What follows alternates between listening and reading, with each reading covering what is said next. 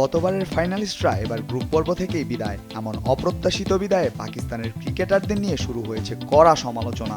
বাবর আজমের নেতৃত্বে খেলোয়াড়দের পারফরম্যান্স, নিবেদন, ফিটনেস এসব নিয়েও প্রশ্ন উঠেছে।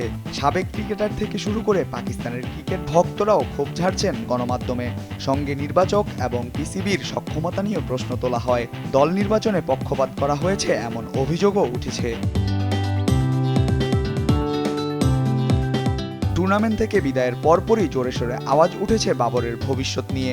বাবরকেও মুখোমুখি হতে হয়েছে এমন কঠিন প্রশ্নের। বাবর ৭-৫ না ভেবে সিদ্ধান্ত ছেড়ে দিলেন বোর্ডের উপর। গত বছর যখন নেতৃত্ব ছেড়ে দিয়েছিলাম, আমার মনে হয়েছিল এখন আমার এটা করা উচিত নয়। এজন্যই তা ছেড়ে দিয়েছিলাম এবং নিজেই ঘোষণা করেছিলাম।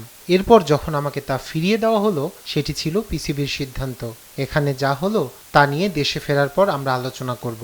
নেতৃত্ব যদি ছাড়তেই হয়, প্রকাশ্যেই তা ঘোষণা করব। কোনো কিছুর আড়ালে লুকাবো না। যা হবে প্রকাশ্যে হবে। তবে এই মুহূর্তে কিছু ভাবিনি এখনো। সিদ্ধান্ত যা হবে তা পিসিবির ব্যাপার।